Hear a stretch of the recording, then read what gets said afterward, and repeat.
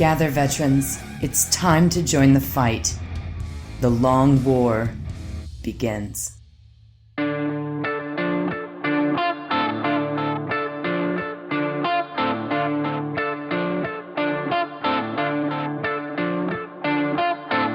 This is The Long War. I'm Rob Baer, and joining me once again are my partners in crime, Kenny Boucher and Wyatt Turk. What's up, guys? Yo, dog, great to be here. Hey, what's up? I feel like we haven't done this in a while.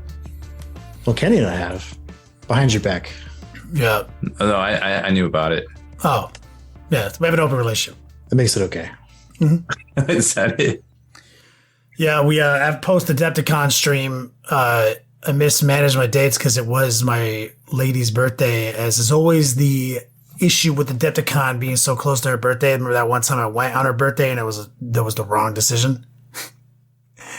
And so I forgot that was literally her birthday. So me and Wyatt, we put out a podcast, may snuck through if you guys rely on other means in which to consume this content.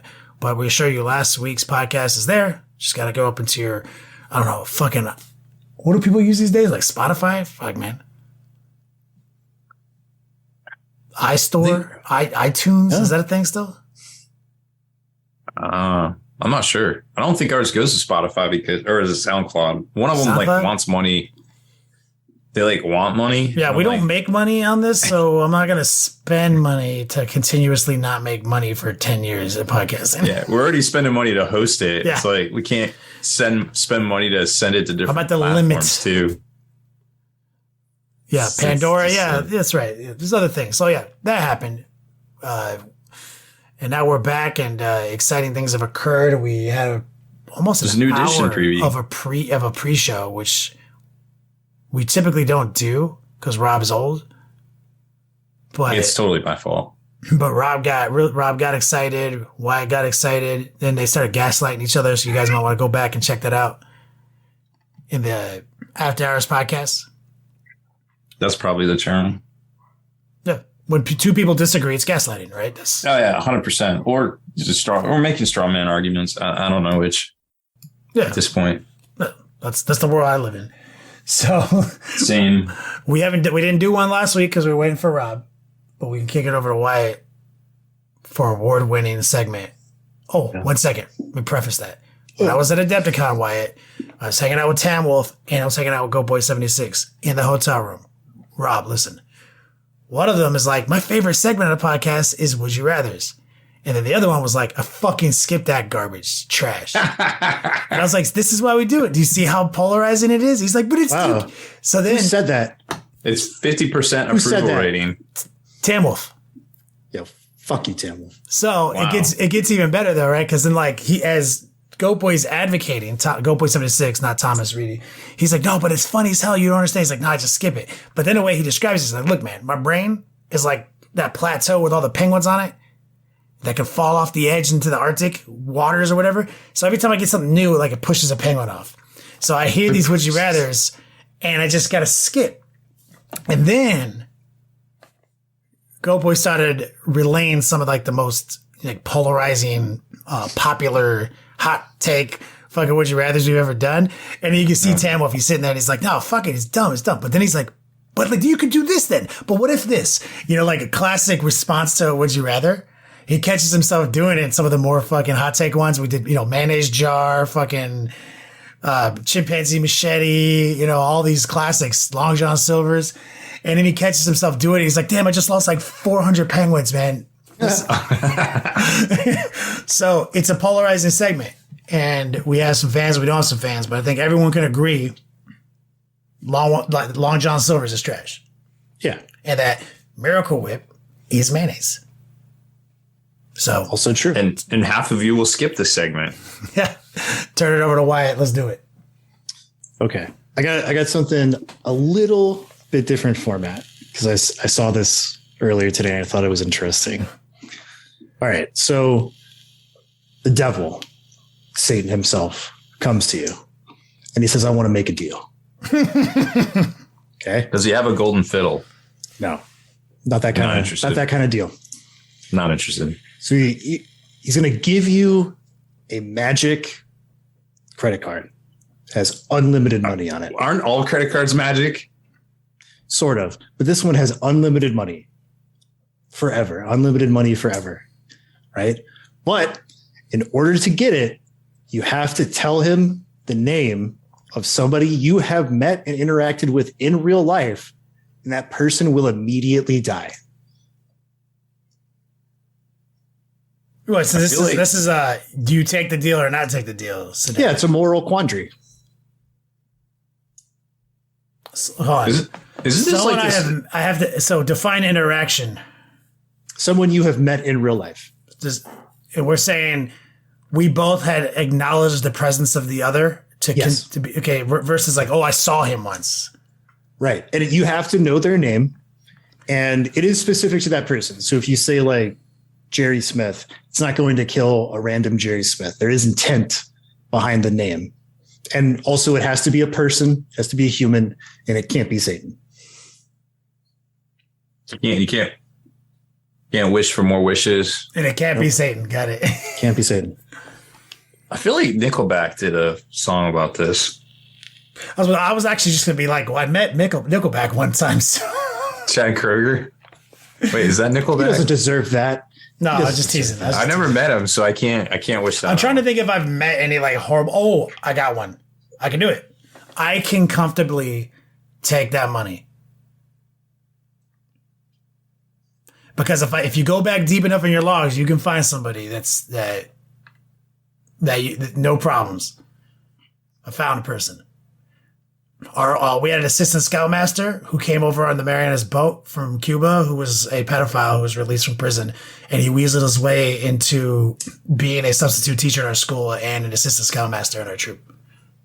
That sounds came out really bad. Miami Herald covered it and doxed all those people, and we found he was in our troop. So I know his name because I was friends with his son, and I have a guy I could pick and be comfortably secure in my morals, knowing that I have unlimited money forever. Yeah. People are, you don't have to pay it back. There's no interest or anything. It's just unlimited money. Get to keep your soul. That's it? So there's no drawback? I mean, you're killing murder somebody. Yeah. I feel like we all accidentally murder somebody, like accidentally. Rob, what kind of life do you live? What have you been doing? What do you just like no, just stay with me. Is this a lizard people thing? Yeah, this is lizard. No, I'm not saying intentionally. I'm just saying like there's some interaction where you see this shit in movies. Like you throw a piece of trash out the window. So you butterfly effect kill people with your lizard powers? Yeah, just like accidentally, like you never would know it that like this thing caused this other thing to happen, this other domino effect over here. No wonder you have so much anxiety, dude. No, but I mean, no, like, Rob. There's a clear difference here, and it is a line that you have to cross. In that, like you personally are responsible. You're murdering this guy for the murder of another person. Look, I have a list. He has a list, and you're fine. I have a list of if I was a Tyrannosaurus Rex. Oh my god, you are a Tyrannosaurus Rex. Look at this weird ass list he has. There are a solid 10 people I would eat. I would murder them with my big teeth. How do you have if I were a lizard murder list and claim to not be a lizard person? Nobody has that, Rob. I'm just saying. I really want Rob to just like show up to the podcast one time with his hair styled like Dennis Hopper from the Mario movie as like Oh, he was in the Mario movie. Dang. He had blonde hair too. Yeah, he did. So Rob has 10 people on a list that he would have no moral quandary eating as a Tyrannosaurus Rex. Yeah. So I'm sure he could just like double snap fucking those dudes out of existence. Yeah. I mean, I am taking that money, but I can see why this would be such a moral conundrum because kind of like the younger you are, the less life experience you have, the less likely it is you're going to have a full grasp understanding of that implication, but also you might not have interacted with as many people or even remember their names, Yeah, I can see that. Like, but I feel like as I'm 40 this month, which I got to start promoting my retirement stream on the 22nd. Nice. Oh, yeah. You just done? Yeah, I'm going to retire on Twitch live on the 22nd. Just too old, man. But at 40 years old, I've met some motherfuckers. I was thinking it was going to be a sex thing. I thought you were going to be like, you get this credit card, but you got to suck my dick. Devil dick. I was like, 100%. That would have been too easy for you. It took me a second. I had to remember the first and last name of this individual. And I did. And I was like, got it. Yeah, I think everybody has a Tyrannosaurus list. No, you can't go meet somebody. It's like on the spot. So you have to have already. Right then. You can't Google it. You can't go on Facebook to remember that, Yeah. Oh, I got some names. Just a few. Just like a top 10. It's a good one. I wouldn't want to kill anybody. I think I would lose sleep for the rest of my life. So there's no way I could just like kill a person. And but your bed would be real nice. Yeah, but I would that nice. Like, I would feel like I'd feel bad like forever. Like, you know what I mean? Like, I could use a new bed. If I like, okay, this person who definitely doesn't deserve to die, he dies so I can have money. That would bother me, 100%. Yeah, I mean, when you do it, I can obviously a problem. But I've got a name luckily on my list that I think I would actually sleep better. So how does no one have a T-Rex list? This is perfectly. Nobody has that, Rob. You never imagine you just being like a big dinosaur. Rob, would you fuck a sheep? What? Would you fuck a sheep? No. But like, what if you were a sheep? Would you fuck a sheep? Probably. At least twice. Good one, Wyatt. Let's kick it over to Rob. He's got a news segment full of controversy for us tonight. This is where the other half of the people. T-Rex news engage. This is where the people that skipped over the the would you rather, and now they're like, all right, I'm going to listen to the news, or they're like, all right, I'm going to skip the news to the meat and potatoes. So if you're still here, thanks for staying. We're going to talk about some dinosaurs. So this week releases are all Sigmar based. Whatever, it's all death stuff. Nice. If you're into that, well, there's money. Maybe it'll be allocated. Maybe it won't. Who knows? It's GW. They'll tell stories like tomorrow. Rob, do you have also have a Triceratops list? Like, if you were a Triceratops, who you'd eat? They eat plants. Oh. I'm not a lizard. I don't know shit like that. You're not a lizardologist? Yeah. Also, I meant what I said. I'm not a lizard. How do you not know what a herpetologist is? I mean, I know I have a herpetologist. I figured that would be like your favorite science. It probably means something else to him. I've got a lot of herpetologists. So there's some new GW stuff. Yay. We were talking about it in pregame. There's still a lot of 40K releases to come out. The single box Agastus stuff, the Desolators, the Brutalis, the new Lieutenant is actually pretty dope. Got a lot of different weapon options. Lion's probably going to come out with his Bodyguard, the art print box. No idea if it's going to be direct or to stores. He's going to also come out separate. Farsight separately. Also Snickrot separately, because basically nobody got those. And a lot of people are still waiting on restocks of the Casterkin too for Guardless, which seem to be doing really well right now. There was an interesting list that won one of the GTs over the weekend that ran 6 Rogodorans that I thought was pretty interesting. And another one had 9 scouts, 9 Sentinels. And I forget what combination of what, but some were the scouts and some were the armored, which kind of interesting because those are really cool models. So we covered that. Those will be up on. Rogodorn is the one with the little nifty storage box underneath it. Yes, the underslung storage box panel. So you gotta put all those little infantry inside there. Yeah, that's where you put your mans. You Flintstones them. So that's kind of where we're at on the GW release kind of side of things. I just wanted to talk about 10th edition real quick before we get into the whole Primaris thing. So I was looking at the calendar because it's fun to just kind of wish list, right? And first of all, I said GW, or I assumed GW wouldn't talk about 10th at Adepticon because, at least to me, and why it feels differently, I just feel nice because I predicted it and I was right. You were right. You were right. I didn't think they'd go as hard as they did, and they continue to go hard. They're going to go hard the next several weeks leading up to Warhammer Fest, where that's going to be the first chance for people to actually see the models, do the gameplay, have a chance to play it all. It's going to be really rad to check it out. It's going to be the 2nd and 3rd, I believe, or the 29th. Let me get you some exact dates. It's the end of the month going into... I actually don't have it right here. But anyways, towards the end of the month, I think it's the 29th and 30th, I want to say. Either way, it's happening soon. So we're going to see a lot of rules previews over the next couple of weeks leading into that. And then, of course, you'll see all sorts of stuff throughout May into June when we're kind of looking at a lot of dates. So we know that the first weekend of the month will be the release of Star Wars Shatterpoint. Now, you can pre-order it right now. And you're probably like, hey, why are you talking about Star Wars on a 40K podcast? Well, this is a lot of stuff coming out at stores in June. June is going to be the movie blockbuster month of game store releases, because summer traditionally is slow. So a lot of manufacturers put out their big releases early in the summer to, keep people engaged and, get that money going, because it gets a little slow in the summer because folks are out there enjoying the summer. Same with restaurants. They're always doing their 2 for 30, their 2 for 20s and all that stuff. So you can eat pretty good in the summer if you like going out.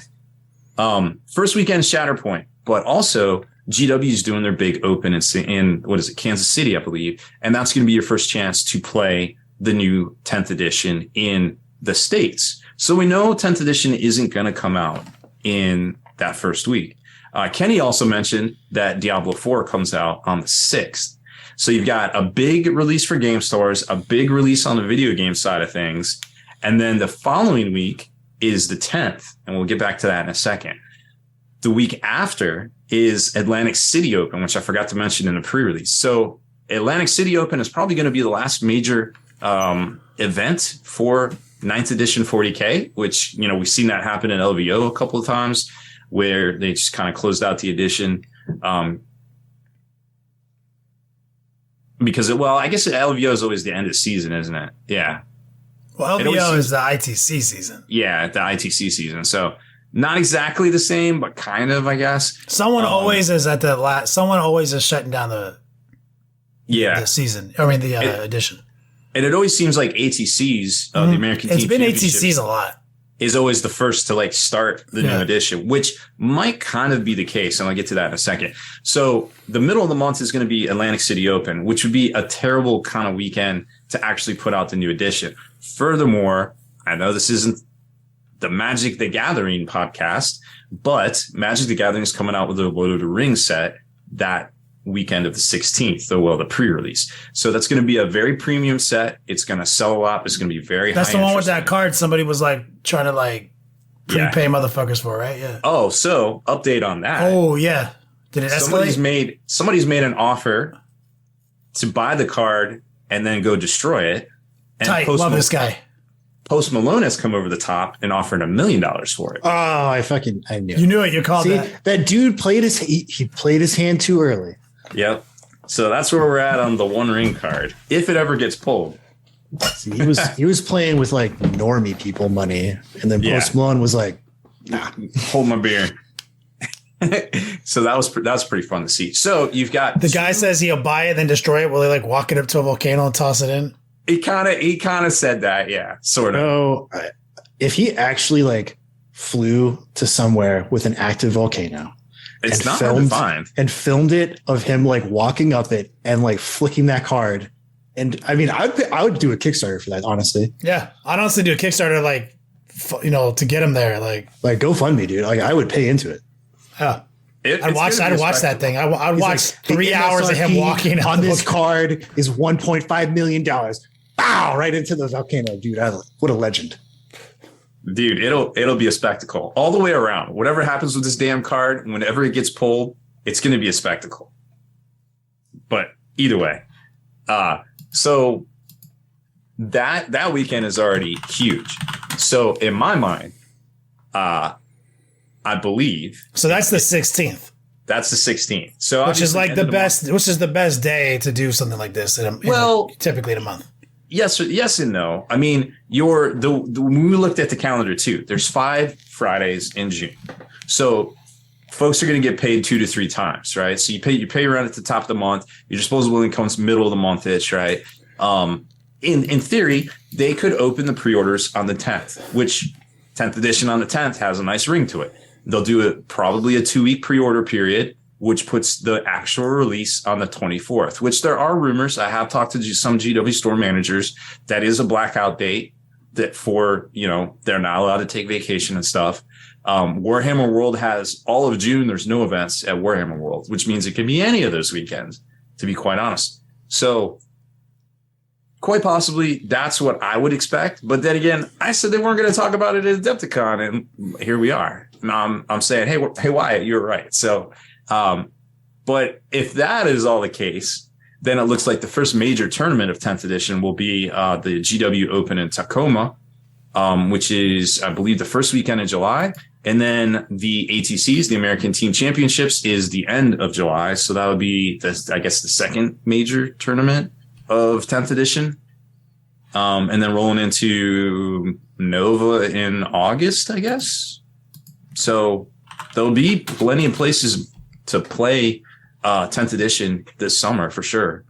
Yeah, so that's an interesting release. Magic on the 16th, Diablo on the 6th, Star Wars bullshit on the 1st.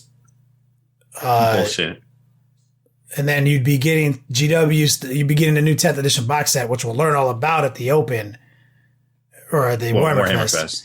Yeah. And that'll be available in stores on the 24th. So it is, as we mentioned, kind of a lot for the average game store to juggle based on how they pay bills in their region. So, this might be one of those times where I did this during a Dominus fiasco, was like, I didn't buy an Dominus bags. Like with all that bullshit, I was just like, fuck it. I never got one. Literally never possessed one in my life. Did not change my 9th edition experience at all. It was, and I think stores are going to look at that, and they're going to be like, well, we got to do our Shatterpoint order, which they just put out these bundles to stores. There's a $2,000 ones and like a $5,000 one for stores. Stores can get in and pay for it now. So maybe they won't have to come out of pocket in June. Yeah, that's a good point. Maybe they already loaded up. Yeah. But Magic turns quick. It doesn't make as much money as GW on the actual sealed product unless you pack it out. But packing out Magic, it's easier to do with the collector packs than the actual booster boxes. Booster boxes, there's not a lot of profit margin, but they turn really quick.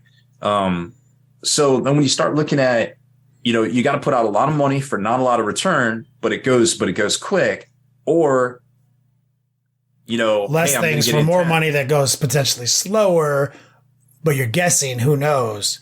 But also maybe they allocate you, who knows? I don't know. Yeah, we're saying is it might be hard to get a box for lots of reasons on the 24th at your game store. Don't panic, as always. They're not going to run out. Available. They will be available. You don't need it on the 24th. I never got an Indominus box, and I played 9th edition the entire time just fine. You can get it a couple weeks later. You're fine. And also that works out for me because I'll be playing Diablo the whole month, and GW is not going to exist for me. Well, I mean, if you think about it, there isn't going to be a big 10th edition tournament in June. You get a whole month. Yeah, you got basically a whole month. Yeah, that works out for Wyatt. Wyatt, you're gonna go. You thinking about traveling for July? Yeah. I mean, Lone Star Open is in the middle of July. And okay. Well, there's go back to that. Wait, what week is that? July 22nd. I think that's a week before ATCs. Yeah, it is. So it's a week after Tacoma and a week before ATCs. Yeah, I won't be going to ATCs. I did buy a ticket for the GW event in Tampa because Greg wanted to go to that one. And so I'd rather go with like a buddy than like attend one by myself. So Tampa's dope. Yeah, I've never been to Florida, so that'll be neat. It's kind of the only 2 things on my radar right now because I'm probably out of commission until like start of June. So either way, June's going to be a really exciting time. And like I said, stores are going to have big decisions to make. But I think ultimately, if you pre-order 10th edition with your store, they're probably going to get your pre-order in. But I'm not sure how much extra stores are going to stock just because of the whole Indominus fiasco. So there's that. Yeah. I feel like the way to do it is like, if you want to, you just pre-order it. Because my stores never had issues with like getting pre-orders, but they definitely have issues of trying to get like extras to shelf stock. Yeah, it's a little wild out there right now. So I did want to mention too that besides them talking about the Terminators and that they in the preview and also the one article they did, every other article that Games Workshop has put out since Adepticon about 10th edition has purposefully not said the word Primaris. Deliberately removed all instances maliciously of the word Primaris. Scrubbed it. Evil. Scrubbed that bitch. Gone. That's what they say, meaning the YouTubes. No, I mean, it's definitely a precedent. If it just happened in one article, yes. Yeah, let's take them to our conclusion. And that conclusion took us to a Legends discussion. Well, okay. So the way I wanted to roll into this was talking about the game state moving forward into 10th edition as we covered the Terminator data sheets, because my reasoning behind why I think this is going to happen is based on multiple instances we've seen already visually in some of their media, and also game design reasons. Okay. So we're going to talk about the new Terminators, guys. Don't worry why 10th edition is objectively terrible. No. But Rob, you want to finish up the news and then we'll circle back to your Primaris discussion? That's basically it. Got it. Here we go. 10th edition, objectively awful. Starting with Wyatt Terminators. Why is it so bad? It's not. It's pretty cool, actually. It's not. It seems pretty neat. Who comes up with these titles? I don't know. I've been replying to a lot of people in chat, like, why is it objectively bad? I'm like, because gaslighting. Why is it objectively bad? Clickbait. Okay, so we got the new Terminator data sheet. A lot of cool things going on here, right? So Wednesday, we talked about a lot of the new stuff from the live stream preview of Adepticon. We saw the Termagon sheet. We have firsthand accounts from Mike Bryant and Eddie Eccles. Yes, that guy. Which, by the way, Brant was kind of a dick to Eddie in that. Eddie like audibly sighed during it. He was so mad. It seemed I will tell you guys something really funny, but I feel like if I said it on the air, it would be mean because it's making fun of somebody's appearance. But once you see it, you can't unsee it. Kind of funny, but I'll tell you later. Anywho, we talked about that, Kenny and I. And so seeing this new Terminator data sheet gives us a lot of inference on Space Marine stuff moving forward. And one of the things that we speculated on was whether or not we were going to see things like addition to strength values, multiplications to strength values, or if they're just going to have the flat strength of things and we don't have to do all that math for stuff. And we can see here that we have the Power Fist, Chain Fist, and Power Sword, and their strength is simply just listed, which is kind of cool. So Power Fist is just strength 8 right there on the data sheet, easy peasy. One of the other cool things is no hit modifier. So it just hits on the 3. Tight.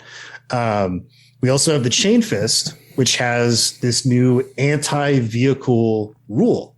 Kind of interesting because they are bringing back USRs, at least in some way, to the game. And if we look at what the anti rule is, it's anti-keyword X plus is what the rule is, right? And what that means is that each time an attack is made with such a weapon against a target with the keyword after anti, an unmodified wound roll of X plus, whatever the number is in the data sheet, scores a critical wound, which means it's a guaranteed successful wound.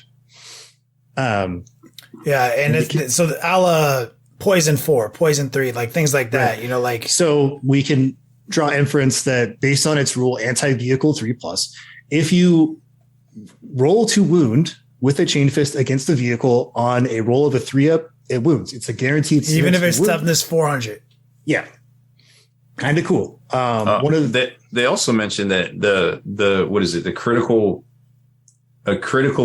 wound is normally achieved by rolling an unmodified 6. So apparently, right. And so they did have that asterisk. That's kind of like a paraphrasing of what the rule is going to be. So yeah, we don't know exactly. I'm not quite sure yet. They also have the devastating wounds rule, which they have not said anything about. But that's attached to the assault cannon. So I wouldn't be surprised if that is a USR that has something to do with maybe like a rend, because it used to have the rending rule. So we'll have to see there. We also see things like ignores cover, deep strike, rapid fire, that sort of stuff is making a comeback. Pretty interesting. I also really like the stat line of Terminators because they're T5 now, which is great. They still got their 3 wounds, which is great. And we also see that they're objective control 1. So they do fill that kind of elite slot where they're not the objective takers, probably filling a more defensive or offensive role rather than like an objective secure role. And then they have a stock 4-up invul save. So T5, 4-up, looking burly, looking strong. Right. We have confirmation that weapons have their own entirely own little thing. And you know, it's funny. I mentioned this to you in the tactics. I'll repeat it for the podcast. Remember, we were talking about this with all this speculation of how much better it is to just like give us like a snapshot of like what a power fist is. Power fist has a set strength or a hit roll or wound roll. And we even speculated like a chainsword, for example. Chainsword could have like a infantry killer rule. We said that shit, right? So it would be like +1 to wound against infantry. So they're giving us essentially that in this anti-rule department, right? Where wound, it's not +1 to wound. Remember, people are like, yeah, but all the pluses and minuses. This is better. This isn't a plus or minus. This is just like an easy wound roll, right? And as we see, like a power sword doesn't have that rule. So I'm imagining that something that ends up being anti-infantry is going to be highly specialized. like lightning claws. Yeah, something like that. Maybe. Yeah. So check this out, Rob. As they should. So some people were like, yeah, but you know, Kenny, that's too simple, or this is that, or whatever. So when I was at Adepticon, Rob, playing my 1500 point exhibition games with Matt, we were playing next to these guys over here who were playing, and we played like 2 games while they were playing 1. So they were a little slower, newer to the game, beautiful painted models. Well, then they kind of figured out we knew what we were doing. And so they would start just periodically asking us questions across, from that side of the table as we're having fun all day playing 40K. And at one point he's like, okay, so we're trying to understand this data sheet. And he shows me a Dreadnought data sheet. And it's like, fucking Redemptor Dreadnought. And he's like, so what rule is it for when I want to shoot this gun? And I was like, oh, like right here. It's this and this. And he's like, well, what about my attacks? I was like, oh, those are for when you fight in melee, like your attacks and your profile. Oh. And he's like, yeah, but then I have a little box here that describes what my close combat weapon does. And I was like, yeah, what's the problem? And so I'm looking at it and I'm like, okay, so you have a characteristic sheet that outlines the attacks of the model, but those are punching attacks.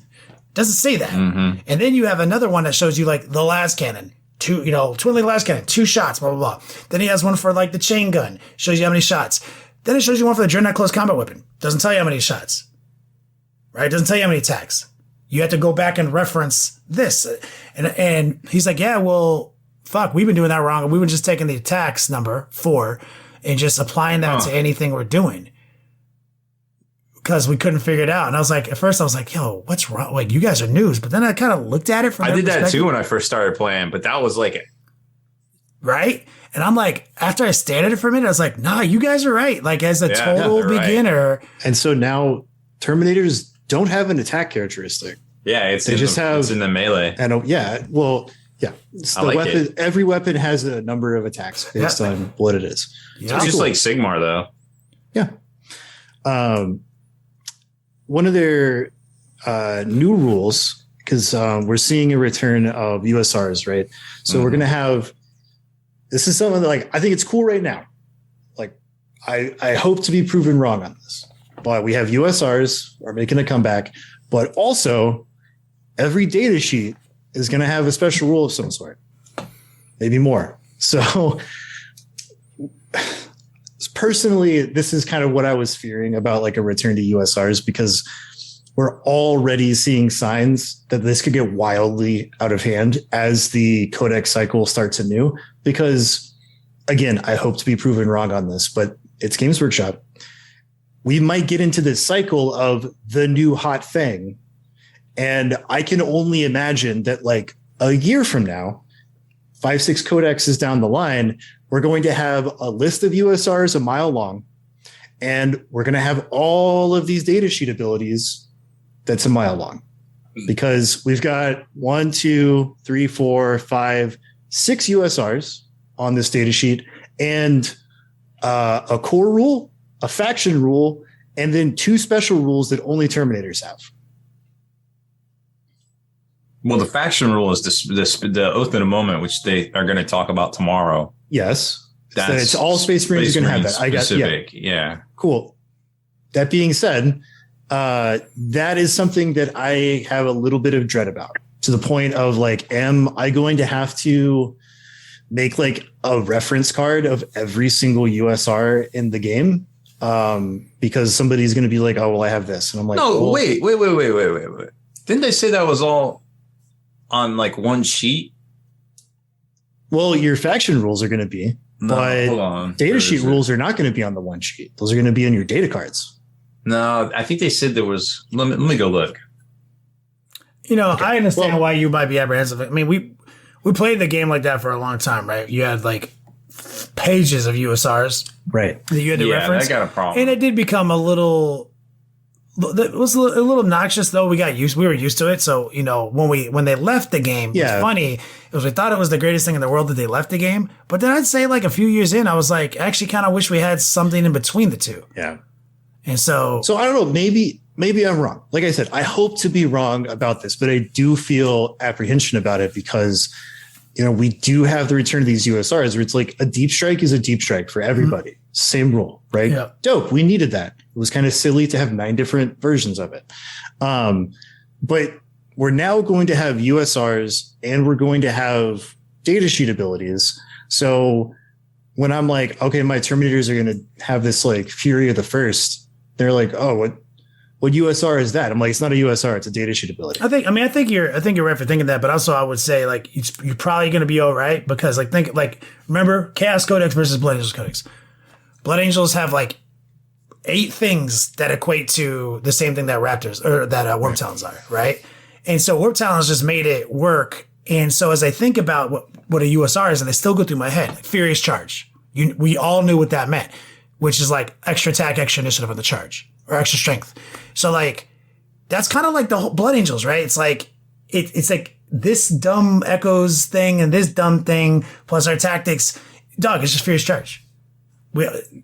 In a week, we all know what Furious Charge means. And so you can get the same lethality and like fun out of these units by just turning them into these cool phrases like Deep Strike, Furious Charge, etc. Like Rend, Feel No Pain, you know, things like that. So, but agreed, we want something in between the two.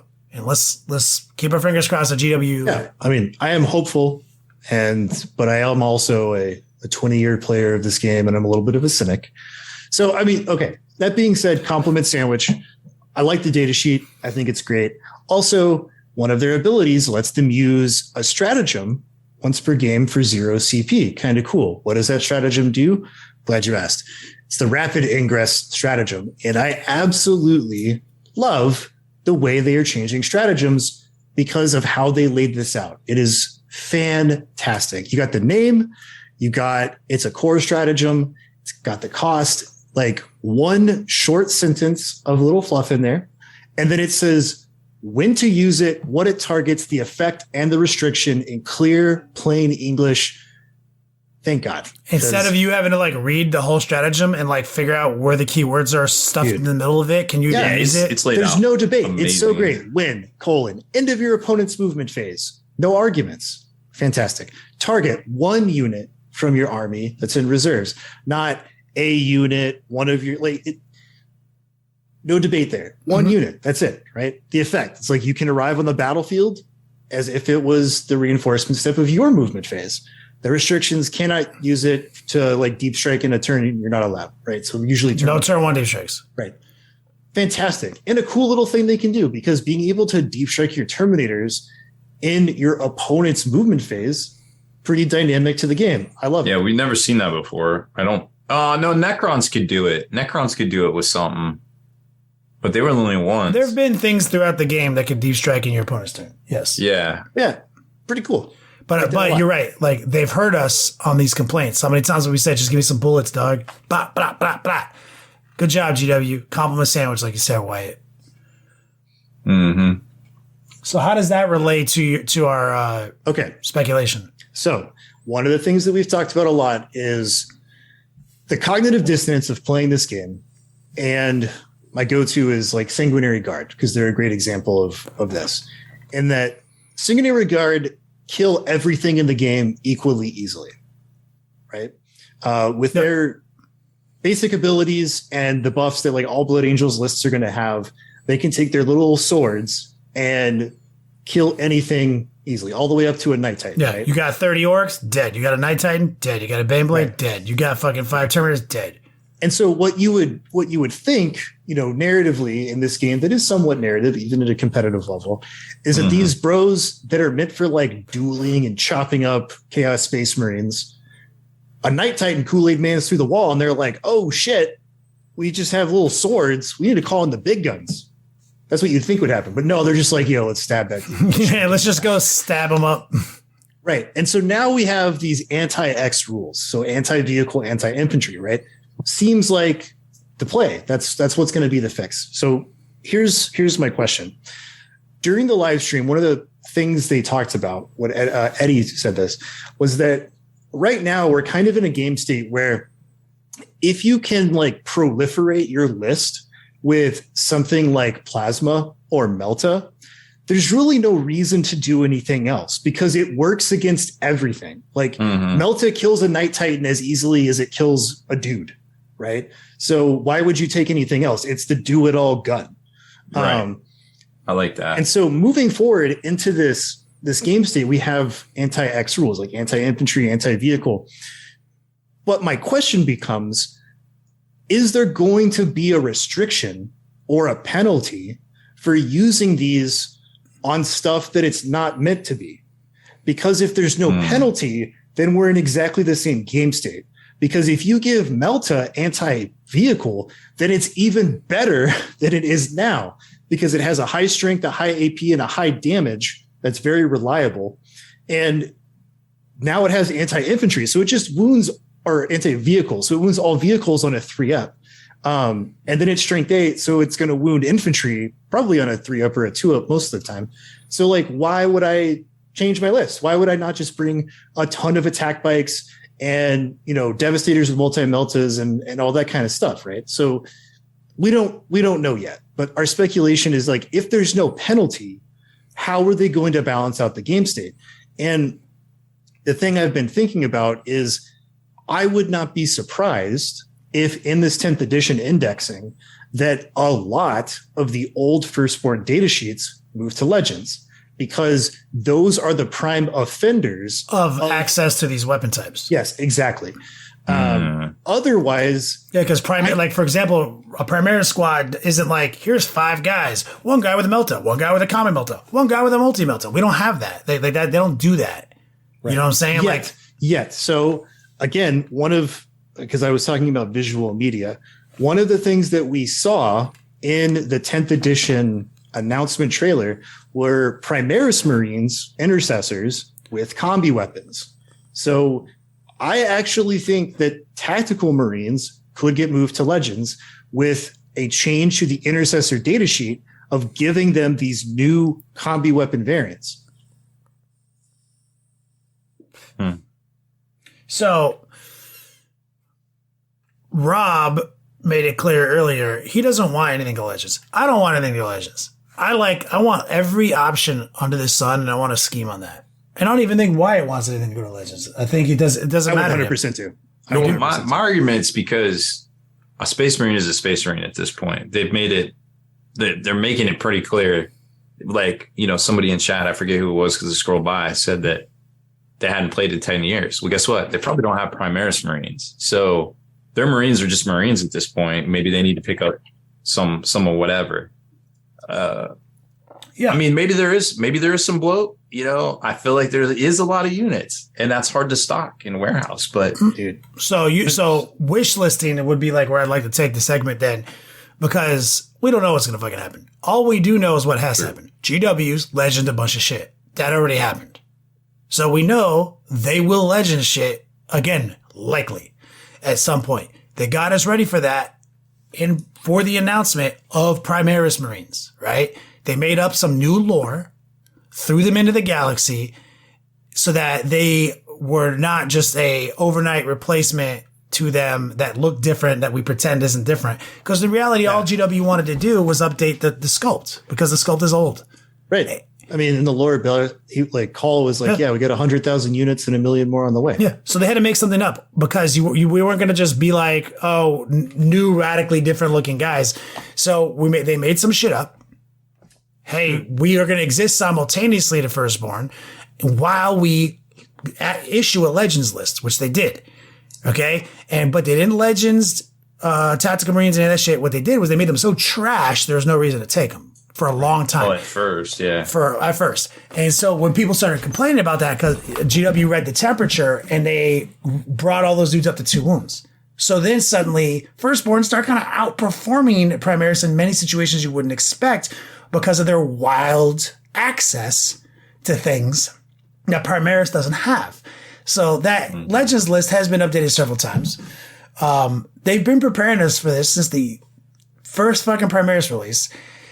And they tend to put things on the list that get, wackier. They have spent years now, Rob, replacing almost every similar Firstborn role with a Primaris role. With, from scouts to devastators. Yeah. Right? So they're kind of making sure we have everything before they do it. And then what's suspicious to me is the most recent balance update. It feels very Screamer Flamer-esque. Oh, where they're just like free upgrades. They're literally like, look at all this free hotness, guys. And we're talking Devastators with free guns. We're talking everything, guys. I mean, I was like, ooh, I'm going to buy fucking 3 squads of Devastators. Oh, this is going to be so fucking cheap and effective. But then I was like, wait a minute.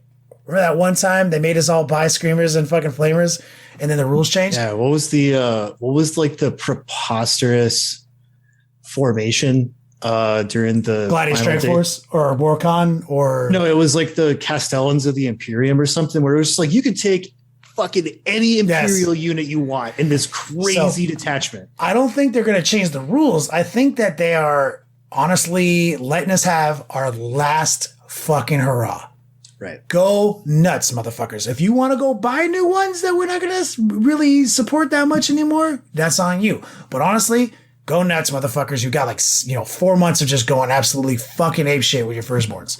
So, having said all that, I don't think it would be wise, nor are they interested in just saying, it's all fucking Legends. That seems insane.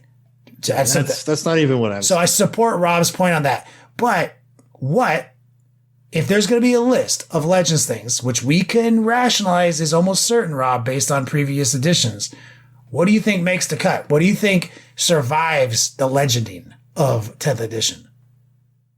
That's the question. You can think on it, Rob, and I can kick it over to fucking Wyatt first, or if you have something. Well, I think Wyatt had a good argument. Who survives? Who survives? Yeah, so me personally, as far as I'm talking about this game balance, game design standpoint, because Space Marines have such data sheet bloat. They have double the data sheets, sometimes triple or quadruple of any other faction in the game. I personally think at this point, excluding characters, armor, and vehicles, everything except veterans should go. Every Firstborn unit other than veteran things. And what I mean by that is Stern Guard, Vanguard, Terminators, and chapter special boys. So Sanguinary Guard, that kind of stuff for your special chapters. Assault squads, scout squads, bike squads, attack squads, or attack bikes, scout bikers, scout snipers, tactical marines, all that stuff needs to go to Legends. So also, here's what I think makes the cut to chat. Death Watch makes the cut. Don't worry. Yeah, Grey Knights makes the cut. Don't worry. And there's other people besides Space Marines who might have some legend shit, but Space Marines is the number one focus here, right? So I think for sure who doesn't make the cut, attack bikes, land speeders. 100%. They're gone. They're old. They're busted. They're hard to get. They're stupid looking. They're terrible. Trust me. I know. Wyatt knows. We've made a bunch of them recently. Oh, ever again. They're bad. They are bad models to put together. And they don't need to exist anymore. They've all been replaced. There's the Quad ATV. There's fucking Primaris land speeders. Storm speeder. Yeah. Literally, utterly redundant and trash looking. Their aesthetic is crap. Okay? Jeez. Like, they're so bad. And, but yeah. Like, there's just too many data sheets. And, this, again, like, if you think about this for beyond like the paper surface level of this new stuff, because we still have a huge picture of 10th edition that we just simply don't have yet, but they are showing us stuff set in stone on these data sheets we can draw educated guesses from. And like I said, I could be wrong, and there could be a penalty. There could be a rule somewhere in the core rules. It's like if you shoot an anti-vehicle weapon at an infantryman, you only hit on 6s because it's really heavy and unwieldy and it's meant to shoot at slow-moving armor or something. That could happen. But if it does not happen and there is no penalty for that, then we are in exactly the same game state now where the most lethal things in the game, which is the anti-armor stuff, is just like, I'm just going to bring only that and shoot it at everything because it just kills everything equally easy. And that's no fun. And so it's like, that's where my cognitive dissonance is, again, which is reinforced by what they were talking about on the live stream, because these are the heads of the, design team and stuff talking about that, like, that causes feels. They use that straight up analogy with plasma guns. Yeah. And they don't like that. They specifically said they want to change that. And so I'm like, well, you better have written something into the rules because I'm already seeing a path to where that doesn't happen. Legending is a bunch of stuff is kind of solves a bunch of that problem. Right. Because, and, just let's say this, because Legends does not mean you can't play your models. That doesn't mean they are like sent to the Shadow Realm for 1,000 years, never to be seen again. It only means that they are taken out of the balance cycle for matched play. So if you only play Warhammer with your homies, you can 100% use every single Legends datasheet that you want. If you play Crusade leagues, you can 100% use all of those. In fact, I had a lot of people in the chat say that a lot of the Legend stuff is totally cool in Crusade, and Crusade has been wildly popular, and they're moving it forward into 10th edition, right? So that doesn't mean your collection is invalid. It simply means for the rapid fire balance cycle of matched play, they're just going to take those guys out. Dude, I just, I get what you're saying, but people want to emulate what they see people on are gonna the be mad. top, the top list. Sure. And it's wildly speculative, but I do have some solid points to back up this speculation, and that's what I'm elaborating on. People are going to be butthurt, Larry's dog. Literally, people are going to be butthurt. People are butthurt when they buy a Custodes Codex, right? Read it, scheme on it, fantasize J their D to it. Then they buy like 10 boxes of models and just stare at them while J and their D on Discord how dope his Custodes are. Don't open a box, don't build a model, don't paint a model. And then they've done this cycle now for a year, and then a new Custodes Codex comes out and it validates all their hypothetical lists they schemed out for a year, and then GW's trash because they did that to them, right? Like, they're going to complain about that, which is insane to me. So, of course, they're going to complain that their 50 firstborn Marines that they painted don't have rules in a new edition of the game. They're going to be upset about that. To me, though, that's less of a problem. The way I would help a person out like that, that's less of a problem, because every edition that comes out is going to be so different than the last one that whatever you do in the last, this is not going to work this edition. So you always have to make a new army.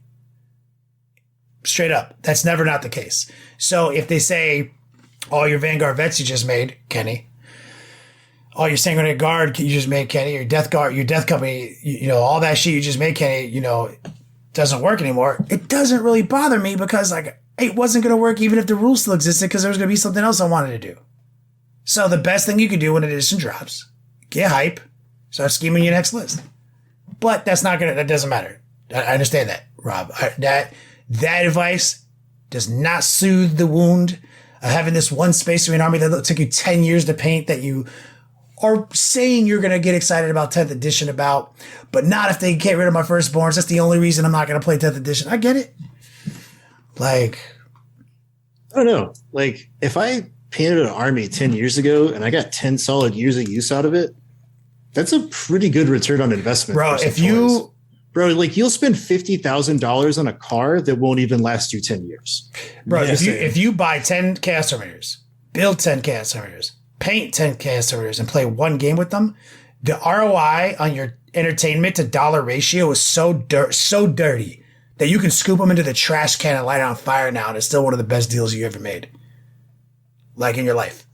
For entertainment value to the dollar spent. Yeah, I mean, I think Games Workshop is greatest. I mean, Wyatt's even said that. Like, as long as you don't go crazy and have like a stack of unpainted shit, like box to box, dollar for dollar, time for time, like it's great return on investment, hobby wise. I would really like them to not Legends, Death Company, Marines, Sanguinary Guard, and that's what I'm saying. Like all that stuff for a couple months while I'm getting my new shit ready. That's no. So that's all I want. Those would be what I would put into the category of like veteran positions for your special chapters. So like your Deathwing, Ravenwing, bikers, Black Knights. Like Death Company, the Space Wolves guys like Wolfen and Thunderwolf Cav, like your specialist veteran type units, I would keep those because those are not the prime offenders of this issue that's popping up with game balance and not from the words of GW themselves, which is like they use plasma guns as a reference. Specifically because like when you have a bunch of overcharging plasma guns that are strength 8 with 2 damage and they've got reroll 1s and some other mechanic playing off, why any other gun? Like they made a very clear point about that. So that's compelling, Yeah. And Rob, I know you play a lot of 40K these days. What would Oh man, so much 40K all the time. When was the last time you played a 40K game? I haven't played with this book, this edition. What is this book right now? Nephilim? Arcs? No, I played Nephilim. What's the one right now? Arcs of Omen? Yeah, I haven't played Arcs of Omen. Oh, okay. Like I can see your point where they could, potentially the things that have a replacement in the Primaris variety, go ahead and safely Legends because I mean, a lot of those models are pretty dated. I mean, the Landspeeder got revamped in 2005, but it's basically still the same kit from the 90s. Yep. Same with Attack Bike. You can really see the age on them too. Yeah. Because those plastic injection mold plates, they do wear out. Like if you buy a Rhino off the shelf today, it is not that tight compared to when you bought one 10 years ago. I cannot get that top thing to line up flush no matter what I fucking do. There's actually like a secondary market where people are selling Rhinos minted in 2004 at a premium compared to Rhinos off the shelf now for that reason. I could see that. So, I could see where that's what actually gets Legends. And I'm not mad at that as long as there's something, suitable out there for people to hobby on and for retailers to still carry and make money on. Because ultimately, this hobby is vastly different if retailers stop carrying Games Workshop at their stores. And it's been really rough this year already for them. So I feel that, GW isn't doing anybody any favors from the consumer on up to the retailer.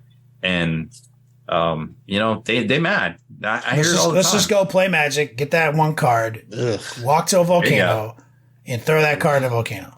Get a GoFundMe gun.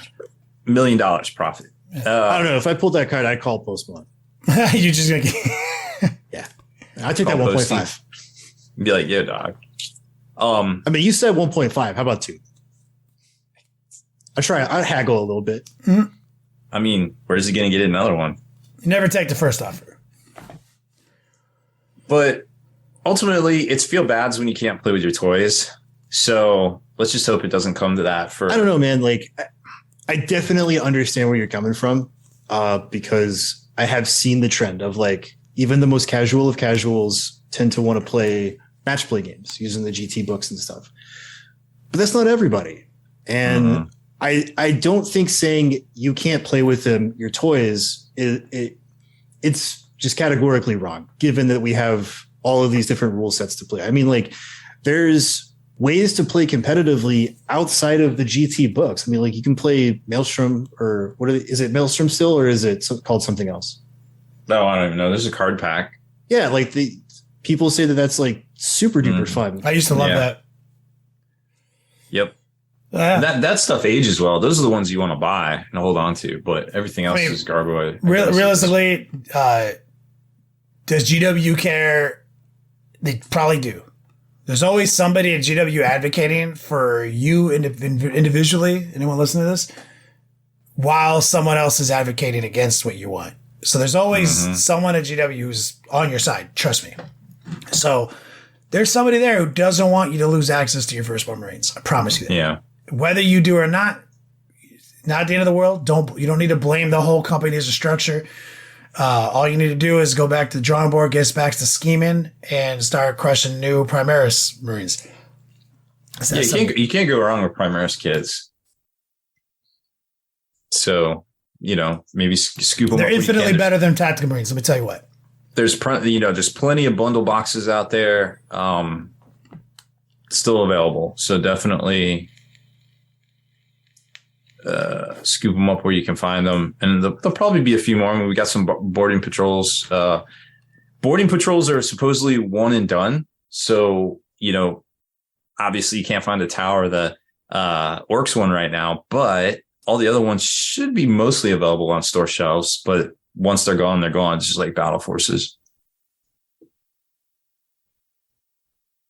Good job, guys. You want to get Rob to bed here before he turns into Tyrannosaurus Rex and eats somebody? At least 10 people. Yeah. I know. I mean, I'm curious about that. I'd watch it. Well, it'd just be like that Jurassic Park. What is it? The second one when the Tyrannosaurus is loose in the city. Yeah. I mean, like that's like a TikTok hole I'd go down. People who pretend to be Tyrannosaurus Rexes and commit acts of cannibalism? No. But I could see people dressing up like a T-Rex and like maybe pretending to eat like an effigy of somebody they hate. I mean, like, I'd say that if you were to go on TikTok right now, it's probable. Like, the odds are good. You could probably find somebody pretending to be a dinosaur, pretending to eat like a claymation figure of like Donald Trump or somebody. Yeah, that's probably a place on TikTok. It's too much. Like, it's too much out there, man. That probably exists. Just be happy. Now that you've said it, it does exist, and there's a porn of it. True. Jeez. Okay, well, that's it for this one. Thanks, everybody, for joining us on our return to normalcy here after Adepticon. We'll try not to do that again, I suppose. So that's it for this one. Thanks for watching. Make sure to head on over to thelongwar.net for early access video, exclusive content, and more. Become a veteran of the Long War today.